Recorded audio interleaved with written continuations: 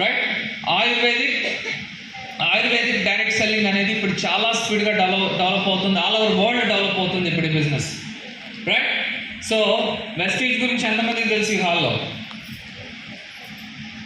అందరికీ వెస్టీజ్ గురించి తెలుసు కదా.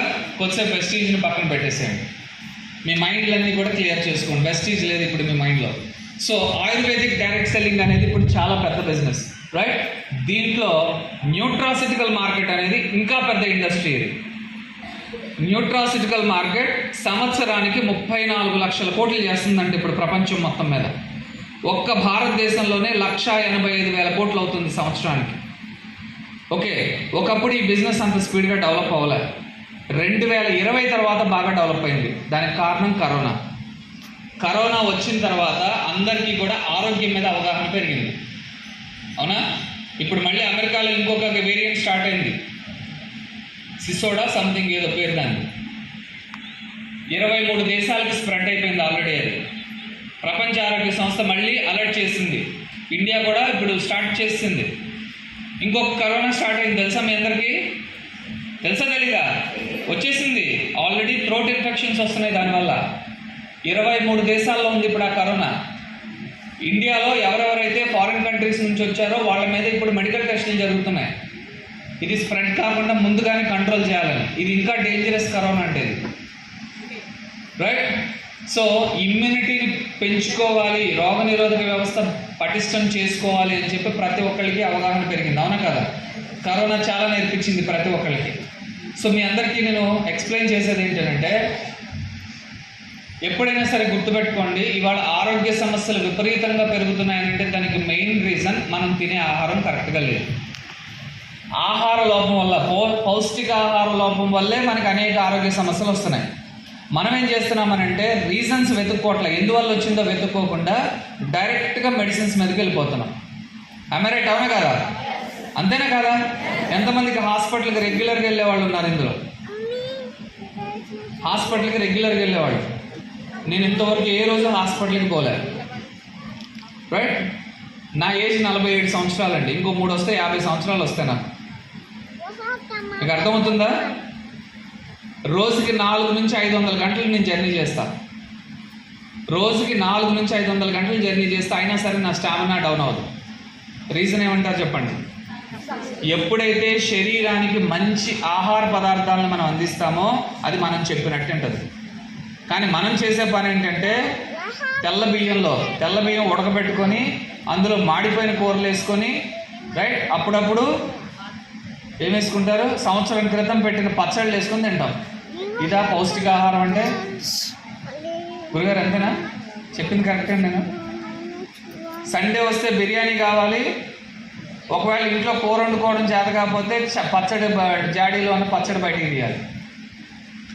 Good morning.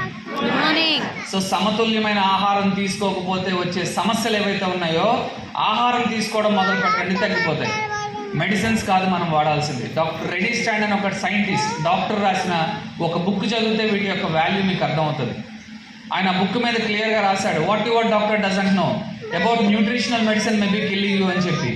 మీ డాక్టర్స్కి పోషకాల గురించి తెలియదు, అందుకే మిమ్మల్ని చంపేస్తున్నారు అని రాశాడు ఆ బుక్లో. చాలా ఫేమస్ బుక్ అది, వరల్డ్ మొత్తం అన్ని లాంగ్వేజెస్లో రిలీజ్ అయిన బుక్ అది. ఆ బుక్ చదవండి, వాటి యొక్క వాల్యూ ఏంటో మీకు అర్థమవుతుంది. మార్కెట్లో డైటెటిక్స్ అని ఒక బుక్ దొరుకుతుంది, ఆ బుక్ తెచ్చుకొని చదవండి, వాటి వాల్యూ ఏంటో తెలుస్తుంది మీకు. అవి ఎంత పవర్ఫుల్ ప్రొడక్ట్ కాకపోతే ఈవెన్ ఎయిర్పోర్ట్స్లో కూడా వాటి స్టాల్స్ పెడుతున్నారు ఇప్పుడు. మీరు అపోలో ఫార్మసీకి వెళ్ళండి, అపోలో ఫార్మసీకి వెళ్ళినప్పుడు మీకు ఒక ర్యాక్ నిండా ఈ సప్లిమెంట్స్ కనబడతాయి. సి విటమిన్ అని, డి విటమిన్ అని, మల్టీవిటమిన్ అని, B12 అని కనబడతాయా లేదా? నాకు బాగా నీరసంగా ఉందని పెద్ద హాస్పిటల్కి వెళ్ళండి, మీకు రాసే మెడిసిన్స్లో కూడా వీటిని రాస్తారు. సో ఒకప్పుడు వీటి అవసరం లేదు, ఎందుకంటే అప్పుడు ఫుడ్ చాలా బాగుంది. కానీ ఇప్పుడు అవసరం పడుతుంది. ఆహారంలో ఏమీ దొరకట్లేదు, అంత పిప్పే, రైట్. అందుకే ప్రతి ఇంట్లోనూ ఏదో ఒక హెల్త్ ప్రాబ్లం ఉంది. ఒబెసిటీ ఉంది, థైరాయిడ్ ఉంది, గ్యాస్ట్రిక్ ప్రాబ్లం ఉంది, షుగర్ ఉంది, BP ఉంది, అవునా కదా? Indian council of medical research last month ఒక ఆర్టికల్ రిలీజ్ చేసింది ఇండియాలో, గూగుల్లో ఉంది, అది డౌన్లోడ్ చేసుకొని చదవండి. ప్రజెంట్ భారతదేశంలో 56% మందికి క్యాన్సర్ ఉందంట. Cervical cancer, breast cancer, blood cancer, bone cancer, right. Next కొలన్ క్యాన్సర్, ఇది ఒక పెద్ద ప్రాబ్లం అయిపోయింది. కొలన్ క్యాన్సర్. రెండోది థ్రోట్ క్యాన్సర్.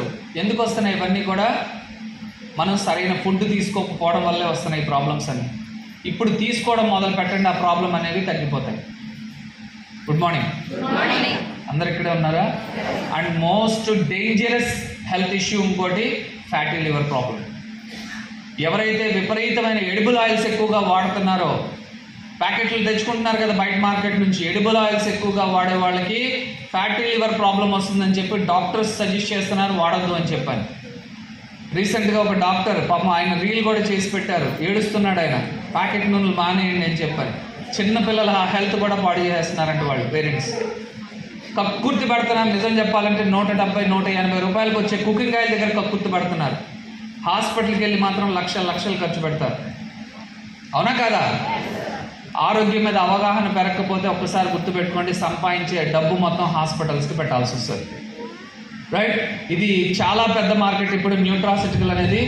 సో మనిషి శరీరానికి కావాల్సిన కొన్ని రకాల విటమిన్స్, మినరల్స్, ప్రోటీన్స్ ఏవైతే ఉన్నాయో మనకి తెలియనటువంటి కొన్ని ఫ్రూట్స్, వెజిటేబుల్స్లో అవి దొరుకుతాయి, పళ్ళు, కూరగాయల్లో అవి దొరుకుతాయి. వాటిని ఎక్స్ట్రాక్ట్ చేసి మనకి ట్యాబ్లెట్ ఫామ్లో ఇప్పుడు కొన్ని కంపెనీస్ మార్కెట్లో అందిస్తూ ఉన్నాయి. సో వాటిని మనం న్యూట్రాసిటికల్స్ అంటాం, అంటే డైటరీ సప్లిమెంట్స్ అంటాం. ఈ బిజినెస్లో వెస్టీజ్ ఉంది. అర్థమైందా మీకు?